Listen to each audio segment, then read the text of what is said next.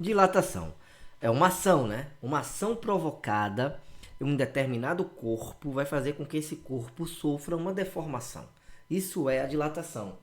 Esse corpo ele pode ser sólido ou pode ser fluido. Quando ele é sólido, dizemos que estamos tendo uma dilatação dos sólidos. Quando ele é fluido, dizemos que estamos tendo uma dilatação do líquido, ok? Então vamos lá. Temos a dilatação dos sólidos e temos a dilatação dos fluidos, né? O gás também se dilata, mas vamos trabalhar aqui como fluido o líquido.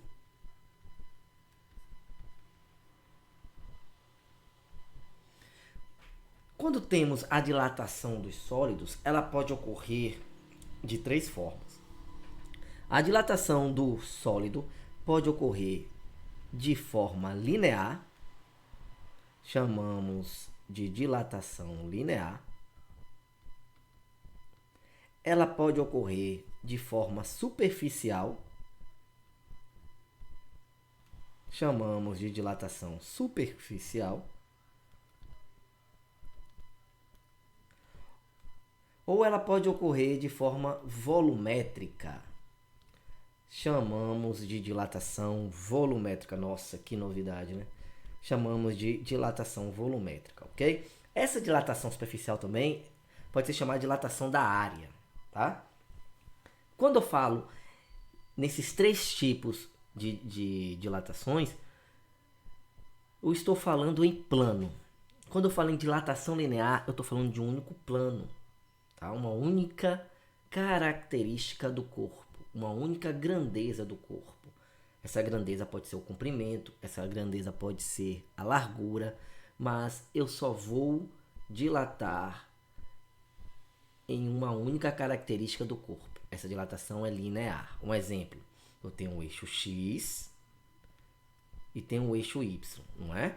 Se eu dilato simplesmente em relação ao meu comprimento, eu estou falando do eixo X, eu estou falando de uma dimensão. Ou seja, a dilatação linear ela é uma dilatação unidimensional, ok? Então, uma dilatação linear ela é unidimensional. Ela é de apenas uma dimensão. Estou falando de uma única grandeza do corpo, uma única característica do corpo. Quando eu falo da dilatação superficial, estou falando de duas características do corpo, tá? Eu posso estar falando do eixo Y e do eixo X, bidimensional. Vamos imaginar aqui uma chapa metálica. Se eu aqueço uma chapa metálica que tem um formato de um retângulo, essa chapa ela vai dilatar, ela vai alterar o formato dela, ela vai se deformar se a dilatação for superficial, tanto no comprimento quanto lá na largura, não é? Então, essa dilatação vai alterar a área da chapa. Quando eu olho para essa chapa é um retângulo. A área do retângulo é base vezes a altura, né? Que eu posso dizer aqui também é a minha largura. E aqui é meu comprimento. Então, se eu multiplico a base vezes a altura, eu tenho a área dessa chapa retangular. Então, se eu aqueço essa chapa e ela sofre uma dilatação superficial, ela vai alterar tanto o comprimento dela quanto a largura ou a altura dela, né? Ou seja, ela vai alterar também a área, ela vai sofrer uma dilatação superficial, ela vai alterar duas características do corpo. Ela é uma dilatação bidimensional. Agora, se eu falo de uma dilatação volumétrica, é porque esse corpo vai sofrer alteração em três características dele, tá? Ou seja, ele vai sofrer uma dilatação tridimensional. Então aqui é de uma dimensão, aqui é duas dimensões, bidimensional, e aqui é de três dimensões, tridimensional. Unidimensional, bidimensional e tridimensional. Então, quando eu trabalho com a dilatação dos sólidos, eu falo nesses três tipos de dilatação. Dilatação linear, dilatação superficial e dilatação volumétrica. Agora, quando eu passo para a dilatação dos líquidos, qual dessas dilatações aqui vocês acham que cairia bem para a dilatação dos líquidos? A linear, a superficial ou a volumétrica? Quando eu falo na palavra volume, a primeira coisa que vem na minha cabeça é o quê? Líquido, né?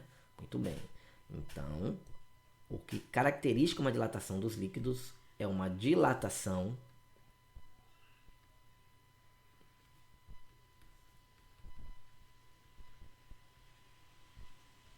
volumétrica.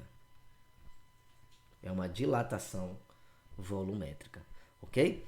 Só que uma outra característica, quando eu falo de dilatação dos líquidos, é que os líquidos geralmente eles estão em um recipiente, né? Então, além de eu calcular a dilatação volumétrica dos líquidos, eu tenho que calcular também a dilatação do recipiente. O recipiente é sólido, então o recipiente pode sofrer uma dessas três alterações aqui. Ou linear, ou superficial, ou volumétrica. É por isso que, para estudar a dilatação dos líquidos, temos que ver primeiro a dilatação dos sólidos. E é isso que a gente vai ver agora, começando com a dilatação linear. Dilatação linear, né? A primeira dilatação dos sólidos que a gente vai trabalhar. Então, como eu falei, na dilatação linear, a gente tem uma característica do corpo somente sofrendo uma alteração, sofrendo uma deformação, tá? Então, na dilatação linear, eu tenho que levar em consideração uma única característica do corpo. Mas eu sei que esse corpo vai sofrer uma variação dessa característica, não é?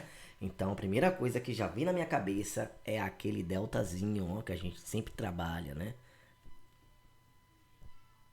Ó, ok? E esse delta representa a variação. Vai ser a variação de uma característica, não é? A gente chama essa variação de dilatação.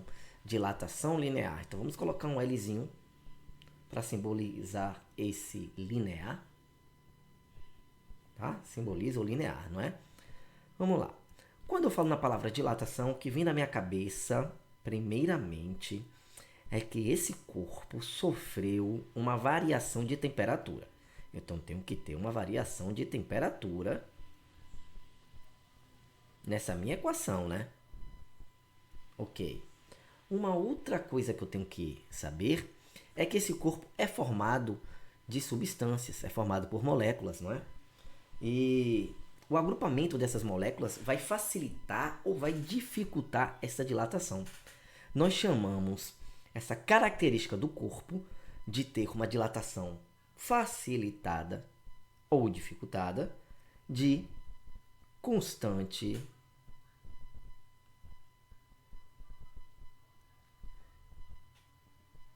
de dilatação, tá? Constante de dilatação que linear. Então, a constante de dilatação medir se o material ele tem a facilidade de se deformar ou não. Se ele se deforma de forma mais fácil ou com uma certa dificuldade, tá? Chamamos, então, esse meu alfa de constante de dilatação linear. Ok? E essa constante de dilatação linear é descrito pela primeira letra do alfabeto grego, que é a letra alfa, né? Ó, que é o alfa, representa a primeira letra do alfabeto grego. Por que utiliza a primeira letra? Porque eu estou falando de uma dimensão, certo? Por isso que eu utilizo a primeira letra aqui do alfabeto grego. Pronto, vamos lá. Só depende dessas duas grandezas aqui? Não. Tem mais uma coisinha que eu dependo aí. Se eu estou dilatando, eu estou estudando uma determinada característica do corpo. Para eu estudar essa característica do corpo, eu necessito saber qual é a característica inicial desse corpo, não é? Se eu estiver falando de um comprimento, eu necessito saber qual é o comprimento inicial desse corpo. Se eu estiver falando de uma largura, a largura inicial desse corpo, tá? Da altura, a altura inicial desse corpo, ok? Só que a gente utiliza o L, né? Porque a gente está falando de linear. E nos livros, geralmente, simboliza esse L para falar de comprimento. Mas, Não se esqueça, se eu estou falando de uma única grandeza que vai sofrer essa variação, eu coloco ainda o L, porque o L representa uma medida que está sofrendo uma alteração, uma característica do corpo que está sofrendo uma alteração. Então veja, a minha equação da dilatação linear é escrita dessa forma, não é? A dilatação linear depende da temperatura, depende do material que constitui o meu corpo e depende de uma medida inicial. Se for comprimento, do comprimento inicial do corpo. Quando eu multiplico essas três características, essas três grandezas, eu tenho a minha dilatação linear do corpo, tá? Com essa dilatação linear, com essa equação, a gente encontra todas as outras equações que eu vou trabalhar em dilatação linear.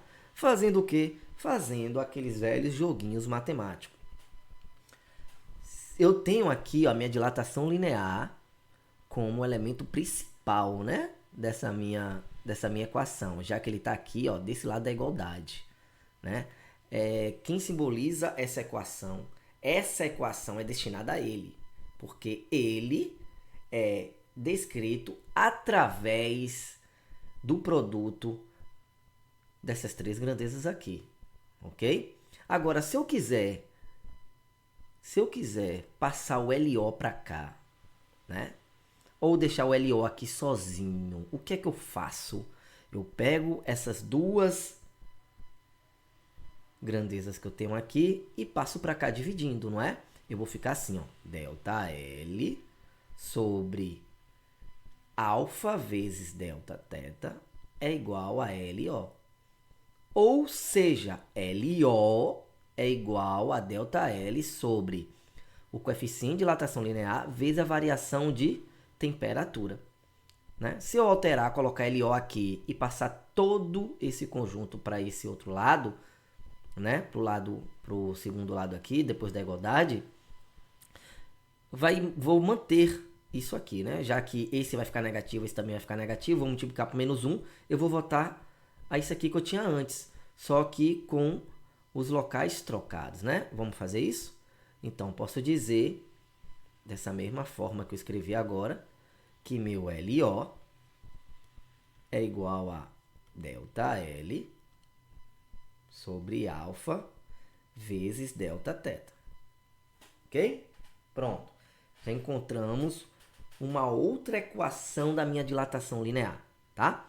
Vamos encontrar uma outra equação. Vamos lá. Vamos encontrar a nossa terceira equação. Agora eu não vou passar o LO para cá.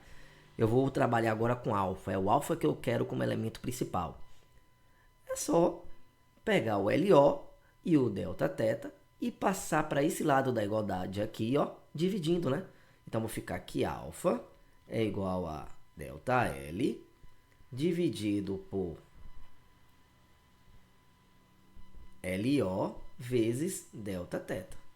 Então, percebam que eu já tenho uma, duas, três equações, né? Posso encontrar agora a minha quarta equação. Fazendo o quê? Agora que eu vou passar para esse outro lado da igualdade, vai ser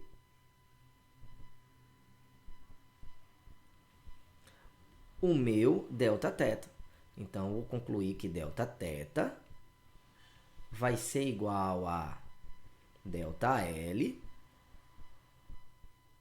dividido por LO vezes alfa. Pronto. Tenho agora 4 equações de dilatação linear. Posso encontrar uma quinta equação. Posso. Fazendo o quê? Olhem para cá. Tá vendo essa minha primeira equação? Eu disse para vocês que isso aqui simboliza variação, né? Variação linear. A variação da medida é uma medida final menos a medida inicial, não é?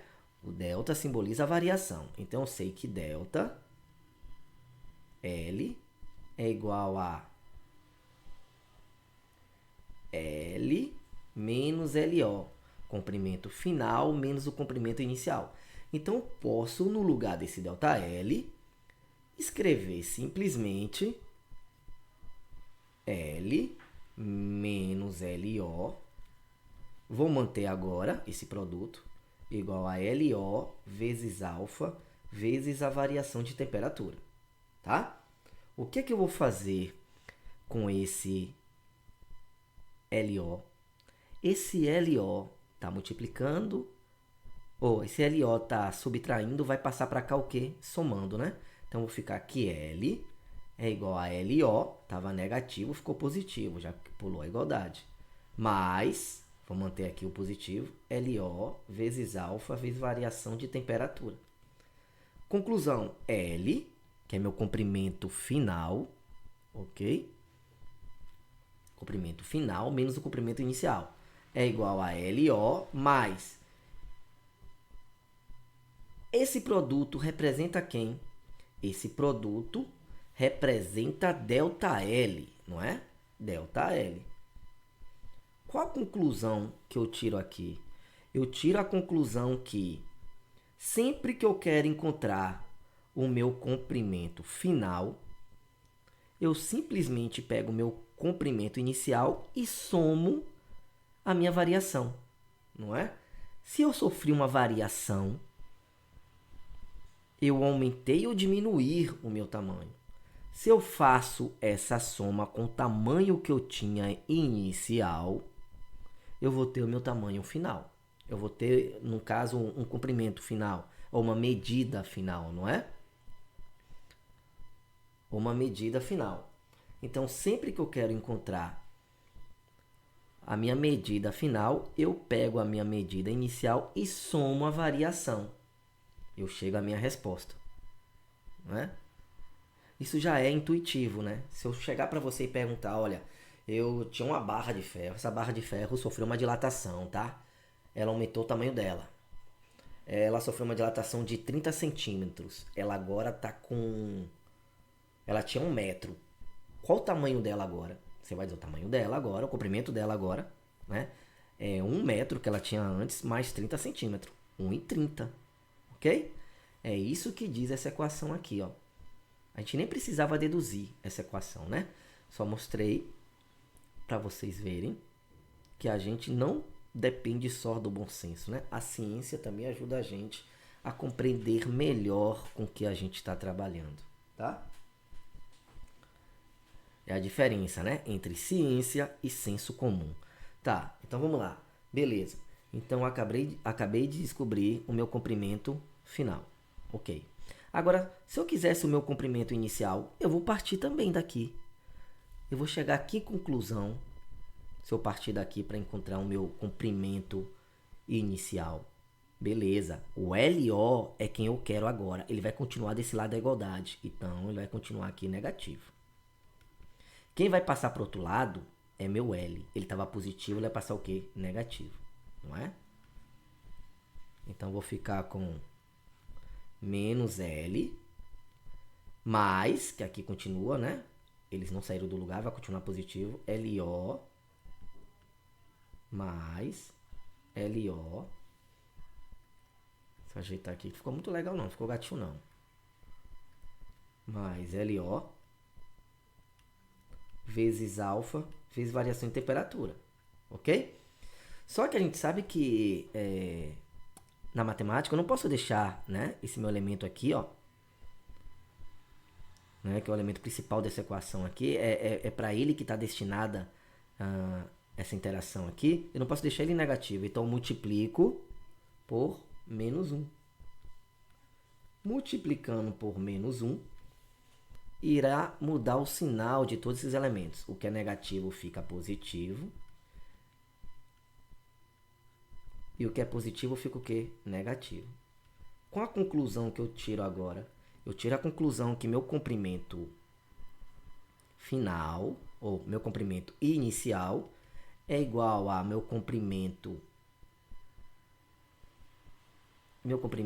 inicial é igual ao meu comprimento final menos a variação de temperatura. Não é?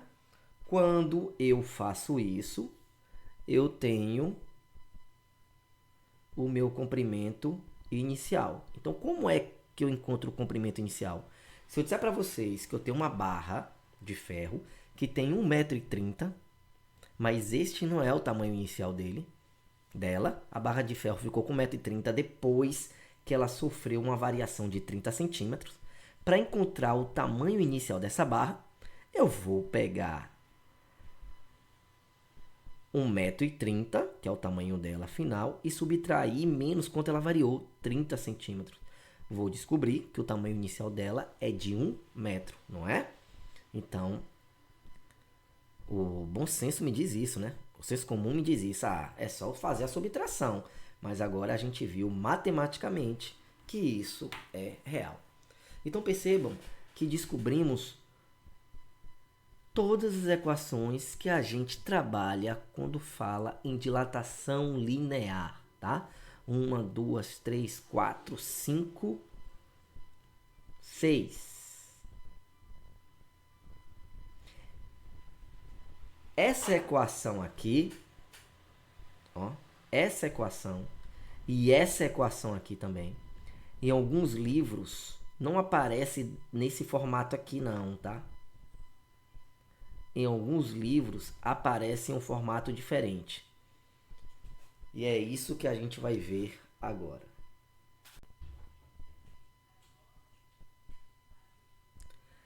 Então, continuando os nossos estudos, nós vimos que temos essa equação aqui, né? Uma das equações que a gente acabou de descobrir. Vimos que essa equação aqui, ó,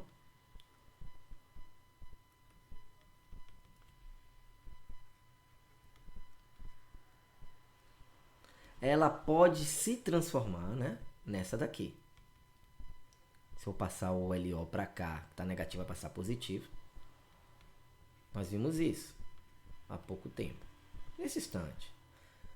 Só que alguns livros não escrevem desse lado, né? Utiliza-se a matemática, ok? Fazendo o quê? Vamos fazer o seguinte. O LO, não é? Ele pode ser decomposto aqui. Eu posso dizer que LO vezes 1, porque LO vezes 1 terei LO novamente. Vem que sinal agora? Mais. Quem é que eu tenho aqui? LO, não é? Eu não preciso colocar 1 aqui, né? Porque irei ficar com LO vezes 1. Não é necessário. Simplesmente eu coloco aqui alfa vezes variação em temperatura. Porque isso aqui não vai ser uma multiplicação. Então, quando eu multiplicar LO vezes alfa vezes a variação em temperatura, eu terei isso. Quando eu multiplicar LO vezes 1, eu terei isso. Então, essa equação aqui, ó, vocês vão encontrar por aí, nesse formatinho aqui, ó. Tá? Mas simboliza também quem? Simboliza o meu comprimento final, não é? Simboliza o meu comprimento final, né? E a gente viu, ó, que pode ser escrito assim, né? Dessa forma ou dessa forma aqui, ó. LO mais ΔL. Não é? Foi isso que nós vimos. Vamos contextualizar, né? Para tudo isso aqui ganhar mais sentido. Olha só, esse trilho sofreu uma dilatação. Tá vendo? Ele sofreu um aquecimento, ok? Então as moléculas vibraram, né? As moléculas não tinham mais para onde ir dentro do material. Elas quiseram sair, se revoltaram, vamos sair. Só que não tinha espaço para fazerem isso, né? Então elas foram empurrando umas a outra aqui, ó, para aumentar o espaço dentro do material, né? Por causa desse aumento dessa vibração, né?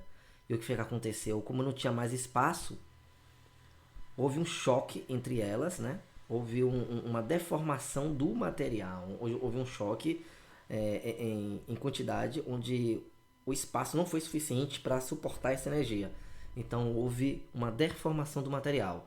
É por isso que colocamos um espaço entre os trilhos. Chamamos isso aqui de junta de expansão ou de intervalo de dilatação, tá vendo? Então, essa junta de expansão ou esse intervalo de dilatação aqui é dado de acordo com as características do material. Que característica é essa? Coeficiente de dilatação linear. Então, aquele alfa que a gente estudou me diz se essa abertura tem que ser maior ou tem que ser menor. Vamos supor que essa abertura aqui tenha 4 centímetros, tá? Vou colocar 6 centímetros. 6 centímetros. Se tem 6 centímetros, é porque quando mediram isso aqui, calcularam como erro, né? Na verdade, calcularam como uma dilatação máxima desse corpo aqui de aproximadamente 2,99 centímetros, tá?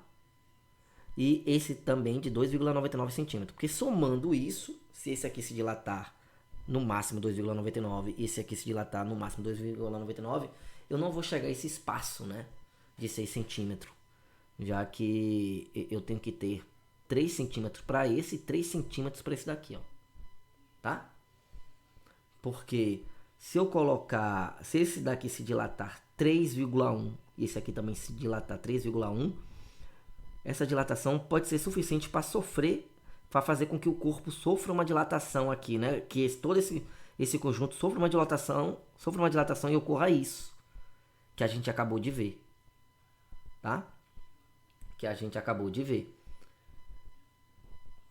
É por isso que alguns materiais aqui, ó, tem uma abertura menor, tá? Por que essa abertura aqui é menor? Porque esse material, ele é mais resistente à dilatação do corpo, à dilatação térmica. Então ele tem um coeficiente de dilatação menor, tá vendo? O anterior tem um coeficiente de dilatação maior. Porque é diretamente proporcional, a gente viu, né? Aquele produto, se eu aumento o meu alfa, eu vou aumentar o meu ΔL. Então, esse espaço é menor, porque o meu alfa aqui, desse material, o coeficiente de dilatação desse material é menor. Acontece só em trilho, acontece em outros materiais também, em outros objetos, em outras construções, né? Aqui, ó, como essa ponte. Essa ponte também aqui, o concreto aqui, tá vendo? Ele tem um espaço de segurança para que ocorra o quê? Uma dilatação. Mais uma vez, chamamos esse espaço de junta de expansão ou de intervalo de dilatação. Para facilitar a nossa mudança da dilatação linear para a dilatação superficial, vamos partir da dilatação linear, não foi? Encontramos na dilatação linear que a dilatação linear é encontrada através dessa equação, não é? Vimos que o meu ΔL era a dilatação linear, o meu LO era a medida inicial, podemos dizer aqui que é o comprimento inicial, o meu alfa era o meu coeficiente de dilatação linear e meu Δθ era a variação da temperatura. Agora vamos trabalhar com a dilatação superficial ou dilatação da área, tá? O que vai acontecer com esses elementos aqui? A gente vai trocar simplesmente alguns elementos de forma intuitiva. Em vez de eu trabalhar com ΔL, porque eu não tenho mais a dilatação superficial, eu vou trabalhar com ΔS. Troquei o meu L pelo S. Em vez de trabalhar com o meu LO, porque eu não tenho mais o meu linear inicial, né? Ou o meu comprimento inicial, vou trabalhar com o meu SO, minha superfície inicial.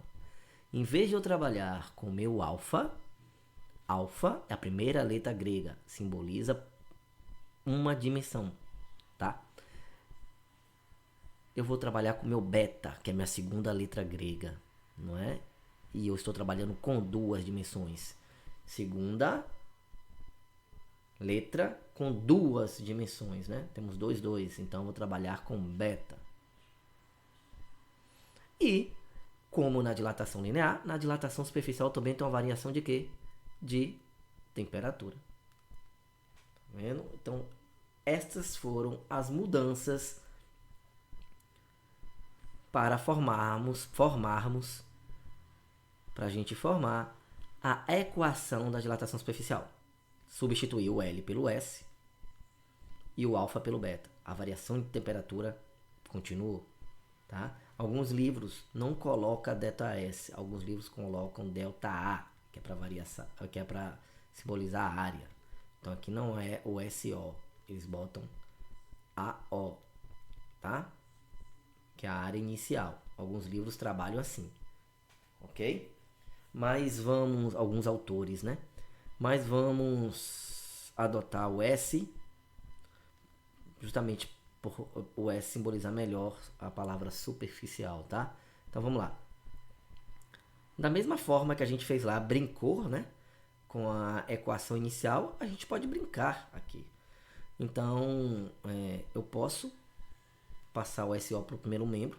Então, vou ficar aqui SO é igual a ΔS sobre, vou fazer agora de uma forma mais direta, beta vezes variação de temperatura. Passando o beta, teremos que beta é igual a ΔS sobre SO vezes variação de temperatura. Passando Δθ, eu ficarei que ΔS, a gente ficará aqui com ΔS é igual a SO vezes o beta. Pronto. Olha como foi fácil. Brincando um pouco com a equação de forma matemática, né? Então já temos a primeira, temos a segunda, temos a terceira e temos a quarta. Vamos continuar com a nossa brincadeira. Da mesma forma que aconteceu aqui, ó, que a gente brincou com ΔS, a gente sabe que ΔS, que a gente brincou com ΔL, ΔL ela é L menos LO, deixa eu brincar com ΔS. ΔS vai ser S menos SO. Então vou brincar aqui, tá? Ficarei aqui com S menos SO é igual a SO, né? Vezes beta, vezes variação de temperatura. Vamos lá, a gente isolou inicialmente, isolamos lá o S, né? Então vamos isolar aqui também. S vai ser igual a SO, estou fazendo uma forma mais direta que a gente já viu lá, mais SO vezes beta, vezes variação de temperatura. E a gente concluiu lá que a gente pode escrever esse SO vezes beta vezes variação de temperatura. Lá a gente tinha um LO. A gente disse que aquilo era a variação do meu comprimento, né? da minha medida. Era a dilatação linear. Aqui é a minha dilatação que? Superficial.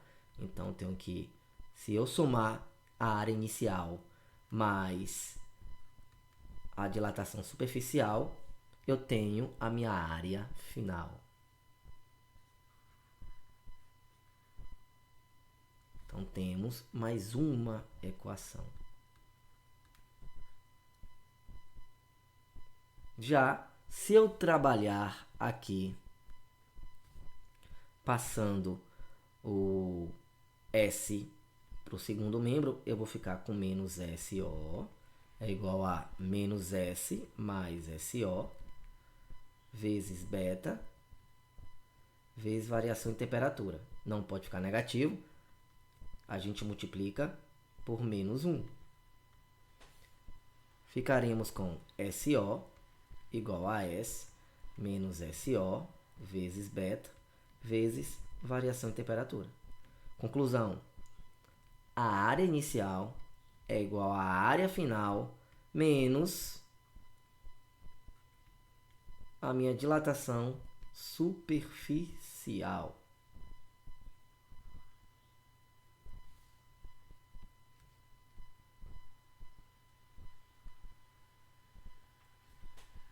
Chegamos na nossa sexta equação. Tá? E da mesma forma que eu fiz lá, trabalhando com a decomposição aqui, ó, de SO eu posso fazer aqui, tá? Então vamos lá, continuando. Temos que S menos SO dá igual a SO vezes beta vezes variação em temperatura, ok? E isolando o S aqui, teremos que S é igual a SO mais SO vezes beta vezes variação de temperatura. Então, decompondo isso aqui, para aparecer o fator 1, vamos simplesmente manter o SO, abrir parênteses, colocar o sinal de multiplicação, colocar o valor 1, porque quando eu multiplicar SO vezes 1, terei SO, ou S0, tá? Eu costumo falar SO, né? Porque é a origem, mas pode chamar também S0, porque a origem de uma medida geralmente é um número zero. Mas, vamos lá, para eu ter esse produto, basta somente o meu SO, basta somente eu escrever beta vezes variação de temperatura, né? Porque o SO eu já tenho, para multiplicar beta vezes variação de temperatura. Então, eu escrevo aqui vezes beta vezes variação de temperatura. Pronto. Encontramos a equação com o fator 1. Para fechar a dilatação dos sólidos, vamos ver a dilatação volumétrica, ok? Como já sabemos da definição da dilatação linear e superficial, ou dilatação da área, vamos trabalhar da mesma maneira com a dilatação volumétrica. Vamos substituir o ΔL ou o ΔS pelo meu ΔV, o meu LO ou o meu SO, né? Ou em alguns casos o AO, né? Vamos substituir pelo VO, volume inicial, tá? Vezes, na dilatação linear, o coeficiente de dilatação linear é representado pela letra alfa, justamente para fazer uma relação com o unidimensional, né? Já que o alfa é a primeira letra do alfabeto grego. A mesma coisa acontece quando estou falando em dilatação superficial. Eu utilizo como representante o beta, né? Estou falando de um plano bidimensional e da segunda letra do alfabeto grego. Aqui estamos falando de um plano tridimensional. Então vamos utilizar a terceira letra do alfabeto grego, ou seja, o gama, vezes a variação de temperatura. Da mesma maneira que fizemos lá,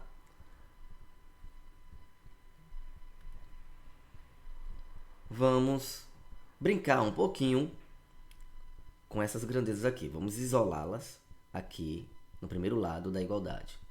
Trabalhando com VO, teremos que VO pode ser encontrado através da divisão entre ΔV. Então, multiplicando, vou passar para cá dividindo, né? E o produto entre o coeficiente de dilatação linear e a variação em temperatura. Isolando o coeficiente de dilatação linear, teremos que ele pode ser encontrado através da divisão entre ΔV e o produto entre o volume inicial e a variação de temperatura. Isolando a variação de temperatura, podemos também encontrar através de uma divisão, né? Entre o ΔV e o produto entre o meu volume inicial e o meu coeficiente de dilatação linear. Então veja que o processo se repetiu, né? É igual ao processo que a gente fez para descobrir as equações da dilatação linear e da dilatação superficial, né? Ou dilatação diária. Diária, tá? Ou melhor, da área, né? Fica melhor assim, dilatação da área ou superficial. Vamos lá, só que a gente não parou por aqui não, porque a gente sabe que o ΔV representa uma variação, né? Variação de volume. Essa variação vai ser chamada de dilatação. Então, eu sei que meu ΔV, como sempre, o nosso delta, vou colocar uma outra cor aqui para ficar melhor. Vou colocar a cor verde. O meu ΔV, o delta representa a variação do volume final menos o volume inicial. Posso substituir aqui, né, nessa equação. Então, nós teremos que V menos VO vai ser igual ao que ele já era antes, né? Aqui não vou alterar. VO vezes alfa vezes variação de temperatura. Isolando o V desse lado da igualdade, teremos que V é igual a, tá negativo, vai pular ficar positivo. VO mais VO vezes alfa vezes variação de temperatura. Então, tenho que V é igual a VO mais VO vezes alfa vezes variação de temperatura. Vezes alfa não, desculpa, tá? VO vezes gama, isso aqui é gama, né? VO vezes gama vezes variação de temperatura representa a dilatação volumétrica. Então, se eu somar o meu volume inicial mais a dilatação volumétrica, eu vou ter, né, o meu volume final. Já deduzimos isso também na dilatação linear e na dilatação superficial. Agora vamos isolar, da mesma maneira que fizemos lá, só que com LO e SO, vamos isolar o VO. Partindo daqui, desse ponto. Então terei que menos VO é igual a menos V mais VO vezes gama vezes variação de temperatura. Sabemos que não pode ficar negativo. Vamos multiplicar por menos 1 todos os elementos dessa equação. Então teremos VO igual a V menos VO vezes gama vezes variação de temperatura. Então, concluímos que o VO é encontrado através da subtração entre o volume final menos, o que representa aqui esse produto? ΔV.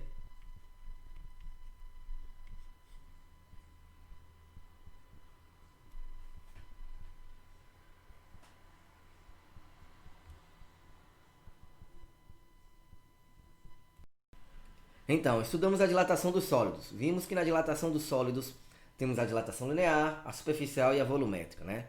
Em todas as equações, tanto da linear quanto da superficial e da volumétrica, temos a variação em temperatura, temos coeficientes de dilatação e temos a medida inicial deste corpo, ok?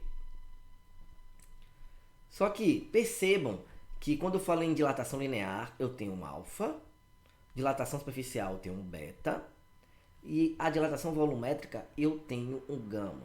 Justamente porque isso aqui simboliza uma dimensão, duas dimensões e três dimensões. Já que eu tenho aqui a primeira letra grega, a segunda letra grega e a terceira letra grega.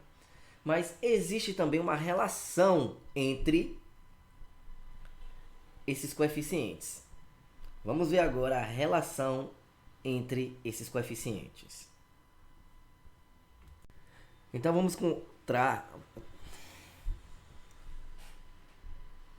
encontrar relações entre os coeficientes de dilatação, né? Da dilatação dos sólidos, ok? Temos, não é uma relação só, tá? São várias. Temos como os coeficientes de dilatação o alfa, coeficiente de dilatação linear, o beta, coeficiente de dilatação superficial, e o gama, coeficiente de dilatação volumétrico. Lembrando que o alfa se relaciona a uma dimensão, o beta a duas dimensões e o gama a três dimensões. Pronto, é o suficiente para encontrarmos essas relações. Por quê? Se o beta representa duas dimensões e o alfa representa uma dimensão, eu posso escrever o beta como 2 vezes alfa.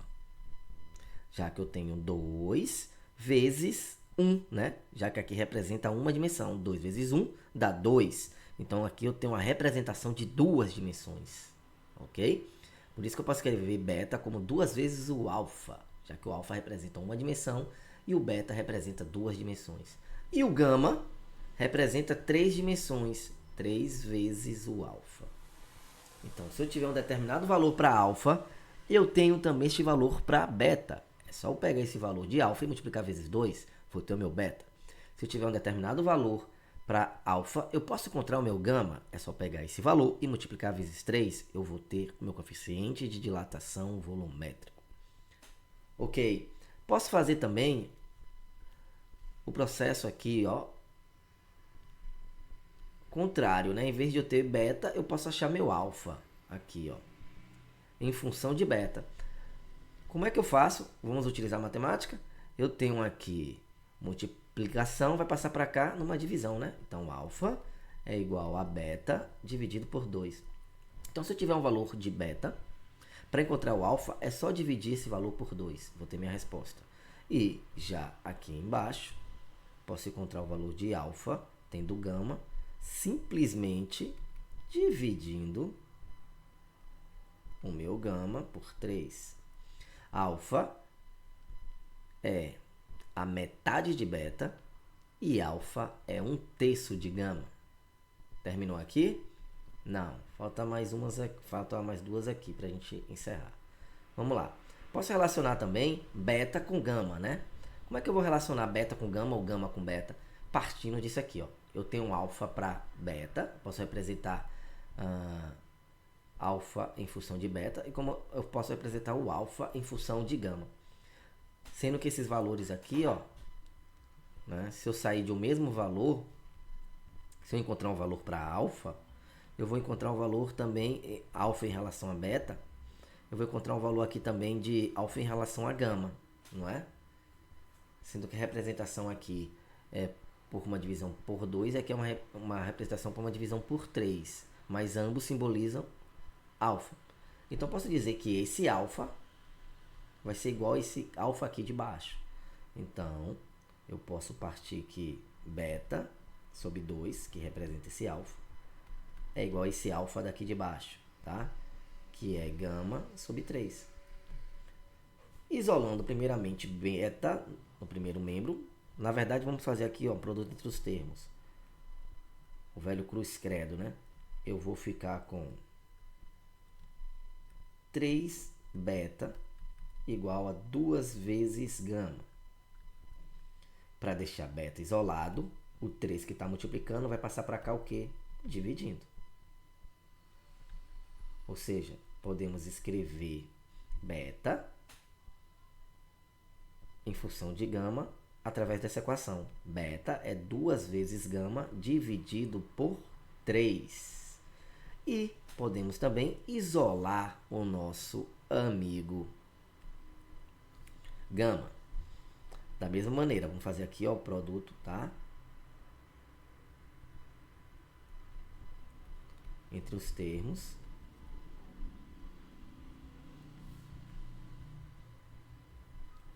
Vamos ter aqui, nesse produto, isolando o gama, passando gama para o primeiro membro, né? 2 vezes gama igual a 3 vezes beta. Concluindo, gama é 3 vezes beta dividido por 2. Então, estas são as relações entre os coeficientes de dilatação linear, coeficiente de dilatação superficial e o coeficiente de dilatação volumétrico. Através destas relações, resolveremos problemas onde pedem para a gente encontrar uma dilatação linear, mas o coeficiente que foi fornecido foi um coeficiente de dilatação superficial. Ou o coeficiente de dilatação superficial foi volumétrico. Ou pedem para encontrar uma dilatação superficial e me deram o coeficiente de dilatação linear ou volumétrico. Ou pedem para encontrar a dilatação volumétrica, mas me deram o coeficiente de dilatação linear ou superficial. Estas são as relações entre os coeficientes de dilatação.